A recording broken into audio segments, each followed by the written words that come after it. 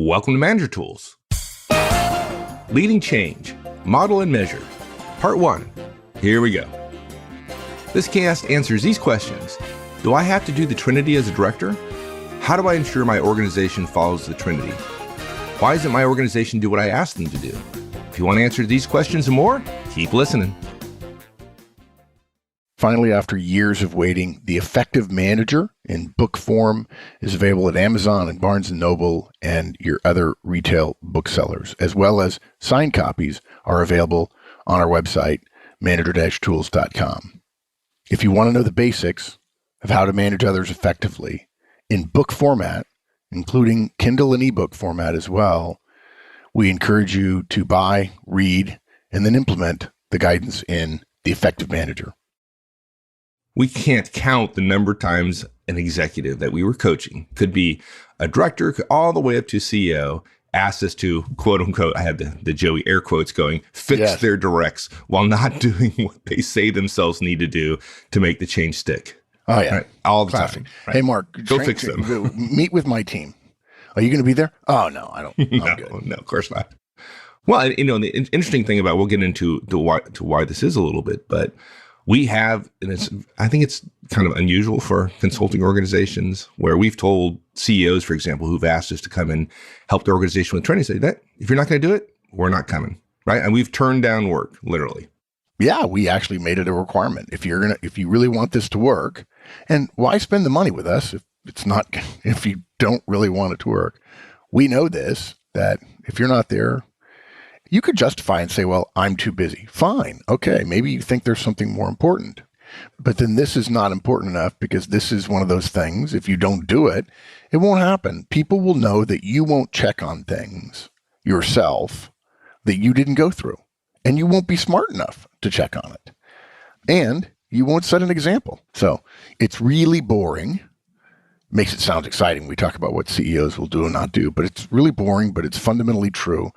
If you want change to occur in your organization, you have to lead the way by setting an example about it. And then you also have to measure your organization's behavior. And that's really the outline. You lead change by modeling the change you want, and then you ensure that change by measuring what you want. It's like one step forward and then, first with the left and then with the right. Not hard. So let's talk about modeling, or a lot of folks would call it setting the example. Setting the example. So you have to set the example. Modeling the change you want, if you're thinking, I want this to happen in my organization, means doing the things differently that you want others to do differently when you ask them to do them. Or before you ask them. Or before you ask them to do them, yeah.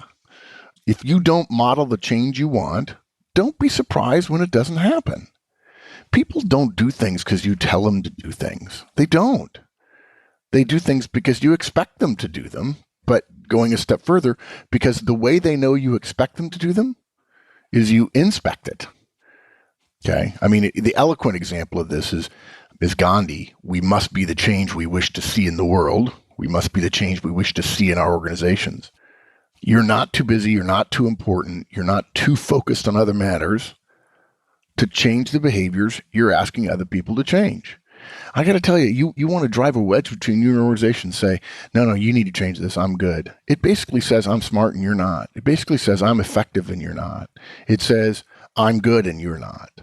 Well, how does that help with relationships? Now, there are people sitting there going, I just don't have time. Fine. Then I'm just going to tell you it won't work. So you're going to have to invest. Yeah, this is one of those things that comes up quite a bit when we get into discussions with clients about the distinction between management and leadership, right? Oh, totally. In fact, the whole example setting thing is a leader thing, right? Leaders set the example. But if that's a criteria of a leader, then all managers should be able to pass that criteria. And I think, we've had a lot of discussions about this is leader tools or manager tools, or, hey, you guys should call yourself leader tools because it's really about managing people and so on. And people don't get managed, they get led, and assets get managed. And, we can have a vocabulary argument all day long. But managers, in some ways, are leaders. If you are instituting a change, by definition, you're leading a change. Even if your organization is leading the change, but you're rolling it out to your team. because to your team, you are the organization. When you speak to your team as a manager, you speak for the organization. It is the fundamental principle of role power. This is why it's funny when people say, well, the CEO wants X done, so we have to do it. But then that same manager who just said that won't say to his people, we're doing it this way. And when other people say, well, when his team says, well, nobody else does it that way, he doesn't say, it doesn't matter what other people do. I'm saying for our team, anything you say to your team, if you implement a new policy, a new change, you speak for the CEO to your team, even if other managers are speaking different things. And there are different processes. By definition. Yeah, it's by definition. Exactly. And I got to tell you, it's not a popular argument. It is among people who know organizations who have been around a while. But yeah, people say, well, no, it's the individual is equal to the organization. No, there are very few places where the individual is equal to the organization. Now, in some places, the individual outranks the organization. But because organizations exist to magnify, to multiply human potential, you have to subordinate yourself to the organization in some ways for the organization to work. Oh, no. Okay. You're not going to ask me to do that. Okay. The 25-year-olds are saying, well, no, I don't want to do that. This should be a democracy. I'm an individual. Yeah. I'm my own little flower. All right. No. Okay. So I would expose my curmudgeon side. Yes. And it exists, folks. It definitely exists. So the setting example, or we say modeling the change that you want. What does this mean specifically for folks? So I have some examples. And I really thought about writing this with multiple subpoints and saying, do this, do this, do this. But then I thought I would use 3 different examples and give a bunch of specific behaviors you can engage in that will show that you're modeling the behavior. We are setting the example. You are being the leader, if you will. So let's take the example of your company, not just you, but everybody in your company is installing a new accounting software package. And you expect your team to use it. Okay? You attend the training for the software with everyone else. You don't say, oh, I'm not going to use it, so I'm not going to go. You attend. You uninstall the old software to force yourself to use the new one, if in fact it is something that is done at every person's desk. If you're one of those people who would typically stick with the old, let's call it less powerful system, because it's easier, you definitely uninstall the old software to force yourself to do it. And look, guys, I know I'm going to get some email at this point as well, but what about a situation where the software is expensive and so I don't actually have a license for it? Only 2 people on my team who do accounting things will have a license for it. Okay, fine. You'll ask for reports from the new system, meaning you're going to tell the 2 people who have a seat license in your company, I don't want reports in the same format. And if you're wondering what they look like, say, hey, print out an old report and then print out what that report looked like in the new system so I can tell them apart. And then don't send me any more of the old reports. Yeah. And for God's sake, don't insist on the machinations some people have to go through to take the report that comes out of the new system and make it look like the old system because you're comfortable with the old system, right? Yeah. Now, you may say, well, Mark, there's 85 reports, and they can't do them all at once. Well, okay. I wouldn't believe it if they said can't. Depends on how automated things are. But even if that's true, fine. Create a timeline over time where these 12 reports are going to be due this week in the new system, and these next 12 are going to be next week in the new system, and so on. Now, look, we're implying something here, so I want to cover it now, and it applies to all of these scenarios. Because being a manager or a leader, being between the organization or acting as the organization to your team, includes communicating about the change you're going through, you're not only going to just sign up for the training that you're going to go to, you're going to send an email to everybody letting them know you're going to the training. You're going to say during the training that you're going to uninstall the old software. Or you're going to tell people, hey guys, just want to let you know, pay attention because I'm going to require reports to come out of the new system. Okay? If it's straightforward, the way it'll be done, you'll announce the schedule for which regular accounting reports will come out of the new system. If it's easy to figure out based on what you know. And it doesn't matter if you only realize later that you only announced 60 of the 80, or let's say there are 12 reports you get monthly. You only, off the top of your head, during a break in the training, announce 10 of the 12, and you forget the other two. Don't wait around for 2 weeks to have an exhaustive search of all 12 of the reports. If 10 of them come to you off the top of your head, ask for the 10, and here's the schedule for when those 10 are going to be done. Okay? When they're going to be in the new system. Not just that, you'll ask the people who use the software, if it's doesn't include you, to proactively communicate to you that they have deleted the old accounting package. Okay? And what that means is the task is not deleted by Friday. The task is reporting to me that it's deleted. Let me give you another example. Suppose you are a manager and your general manager of your division, your department, whatever, has told you we're going to hire a bunch more people. You've got 30 people on your team and you're going to go to 65. So you're going to double. And you've always felt like the interviewing process and the hiring process, not just interviewing, but hiring in general, and also onboarding haven't been done very well. Whether the GM knows about it or not is really irrelevant. Nothing wrong with telling him or her and then having them say later, well, boy, it worked pretty smoothly for you. You're the only one not whining about all this hiring we're doing. Why don't you teach everybody else what it is you're doing? Oh, sure, boss. But you decide you're going to improve the interviewing process for your department. You don't expect other people to be interviewing differently, to go to training or to read something on their own and to interview differently while you use your old way because you have a lot of experience interviewing and you've always had, quote, a great gut feel about people, unquote, which, by the way, is the stupidest thing I've ever heard in my life. Yeah, sure. So you attend the training. Speaking of curmudgeons. Yeah, come on. You attend the training, if there's training that you get into the system. Or you create the training and present it yourself. Or you collaborate on this development with somebody. Maybe you're number two, maybe an HR partner who has some good ideas, and maybe you help somebody else present it. Okay? You schedule your next interview following the guidance that is in the new process. And then you communicate you did so. You share your experience in the process. At your next staff meeting, you say, hey, by the way, I use the new interviewing thing. We have this standard interview format that we use, and hey, it worked really well here. Or it didn't work well, right? Yeah, that's share that as well. Too. Yeah. If something didn't go well, don't hide it to make the new system appear to not have warts, because everybody knows it has warts. It'll have less warts over time the more people use it. Look, leading and managing change includes communicating about the change. So in addition, you send a mail to everyone involved in the chain, in your department, letting them know what went well, where the glitches, where the hiccups were. You ask for input at your next staff meeting. You ask for recommended changes. And by the way, if you don't get any, that ought to be a sign that maybe everybody's not doing it the way you thought they would. So maybe what you need to do is say, okay, how many people have interviews next week? Yeah, okay.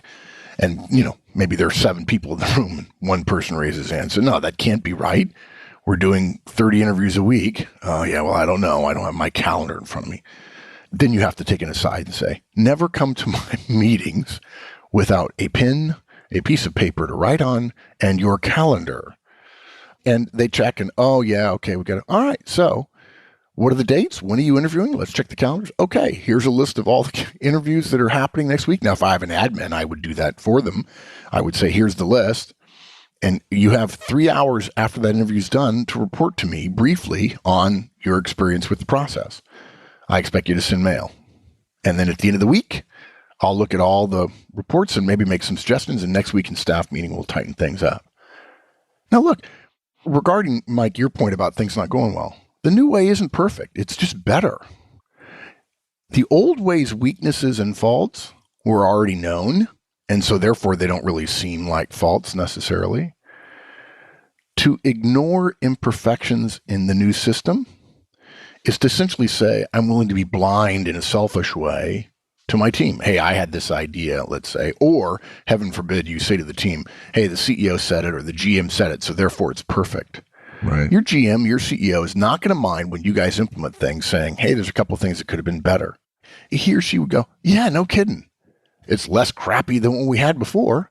And that's how you get better. How do you get better? Somebody asked me the other day, there are so many things in the world that need to change. Why would I bother making one thing better? I said, the rule is if you make one thing better, everything is better. Because everything includes the one thing. Well, if you don't make one thing better, you, by definition, can't make everything better. Right. You got to start somewhere. It's amazing to me. I'll just avoid getting into politics, but there are changes in the last few years that are pretty monumental, right? And one side opposes it, right? So introducing change, you have opposition. And if you introduce the change and you ignore all the faults, all the warts, all the wrinkles, it just hardens the opposition because it's clear there are problems. Yeah. Right? It's acknowledge the faults. And then exactly. Now, we're not arguing about whether it's working or whether the idea is good or bad or not. Now they're saying you're misleading them. And now your integrity is in question. There you go. And all the good stuff gets thrown out with the baby with the bathwater thing. Yeah. And modeling your effort means you follow this new changed process, even if your performance dips slightly compared to your old process, because it will. Okay. Performance and efficiency almost always dip. Performance is reduced, efficiency goes down when you engage in new behaviors because it's new. Yeah, but if I'm the leader, I'm the CEO, for example, if my their performance goes down a little bit as they're implementing change, it's no big deal. I'm here, I can fix things. But if I'm the CEO, if my performance goes down, it affects the entire organization. I don't know. Effective managers and leaders are willing to invest to get better. Investing, the work, is the way to talk about when we choose to spend time and or money that is going to have a return on investment in the longer term. The whole point of change is the nearly inevitable brief reduction in output quality or decrease in efficiency or increase in budget costs are always reasons not to engage in change. The question for the leader, the manager who's a change leader in this case, is not whether these things are going to occur. They're gonna. The question is whether the quality, quantity, efficiency, productivity gains over the long term justify the quality, quantity, efficiency, productivity reductions that you're going to go through in the short term. The classic example of this, the publicly well-known example of this is CEOs who make their company look good in the short term, but underinvesting in their own future. They don't spend on necessary changes, and they end up, because they don't spend money, they show higher profits in the near term. And taking it a step further, for those of you who pay attention to executive compensation, this is often a complaint made against firms whose executives are paid based on the stock price. They get stock options, right? CEOs can elevate the stock price almost any time by not investing in research and development, not investing in strategic purchases. And therefore, because they didn't spend the money on the change that they would need to have made 5 years from now, they have money now. So They have profits. Yeah, they take cash that they could have used to invest and they buy back their stock. I'll never forget reading about Procter & Gamble. One of the reasons I went to work at Procter & Gamble coming out of the Army was there were two things I read that really impressed me. One is someone wrote that Procter & Gamble was the West Point of corporate America, meaning a great training ground for leaders. There are since many other companies that also get that name. It wasn't just Procter & Gamble. And the other thing it read that said was Procter & Gamble was like an oriental juggernaut, willing to think in decades. We had pressure in the quarter to quarter, but we didn't get any pressure if we could show that the investment we were making, which would take money out of this quarter, that the investment we were making would continue to allow us to grow in the future. Got really good at seeing the value of choices. Is this a cost or is it an investment? You have to be able to show a return. How do you show a return? Well, there's all kinds of models. Okay, let's do one even closer to home. If you want to roll out the Manager Tools Trinity, one-on-ones, feedback, coaching, and delegation in your organization, maybe you've read the book, The Effective Manager. Maybe you attended a conference, okay? Or if you're just thinking in general about it, A, read the book. B, attend a conference. C, listen to the podcast. Go to the basics portion of our webpage. If you attend the conference, You let everyone know where you're going and why. Hey, I'm going to be going to some training. Here's the information about where I'll be and so on. The purpose of this is for me to learn a new way to manage. My intent is, provided it meets my standards, to bring it back and to roll out the changes. I want to be a better manager for you and for the organization. I'm willing to go through some pain and suffering for me in order to get that done. When you return, you brief everybody. Now, you don't have to set up a special meeting, but in your next staff meeting, there's a 10-minute bit in the staff meeting talking about what you did. You're modeling, because to model, it doesn't do any good if you're modeling something and it's not seen. So reading a book is not going to be seen. Going to training is not going to be seen. You then therefore have to communicate about what you did to make it a modeling behavior. You brief everybody on what one-on-ones are and when you'll do them and why you're doing them. You'll tell them what the schedule for one-on-ones is. You'll start doing one-on-ones first, probably. You probably will spend time talking about one-on-ones with your team during your staff meeting. When it comes time to roll out feedback, you brief everybody on the feedback model so they know what's coming, because of our guidance. Never introduce a managerial change without first introducing the change. And folks, many of you have heard this before, this rollout process. This example that I'm using is covered extensively in our guidance in the podcast called Rolling Out the Manager Tools Trinity. And I just find too many organizations are saying, yeah, this is great. And then this senior person doesn't model it. And then that gets us the second part, which is measuring it as well. I think now's a good point to stop and come back next week, and let's talk then about measuring. It's not sufficient. It's necessary to do the communication, to do the modeling, but it's not sufficient. Yeah. This is for all those people who have 22-minute commutes who really want our podcast to be shorter. If I could boil it all down to 20 minutes, I would. Yeah, I know. Why can't you boil down the world in 20 minutes? I don't. What's your problem? I'll keep trying. This is awesome. I look forward to the next cast. Talk to you next week. All right, man. Bye. Thanks, everyone. That's it for this week. We'll continue on this topic next week. In the meantime, have a great one. So long. If you enjoyed this podcast and you want the how-tos of management wherever you are, check out the free Manager Tools mobile app. It's available on both iOS and Android devices. Go to the Apple Store or the Google Play Store and download the Manager Tools app. Just search for Manager Tools in the respective store, or go to the Manager Tools website, www.manager-tools.com, and you'll find the links on the bottom of the homepage. Once you've installed the Manager Tools app, you'll have access to all the Manager Tools and Career Tools shows anytime, anywhere you want. With easy searching of podcasts by category, using the map of the universe, or using built-in search functions, it couldn't be easier. Additionally, if you're Manager Tools personal licensee, you'll have easy access to all the show notes right from the app whenever you want. Go to the App Store and download the Manager Tools mobile app. You'll be happy you did.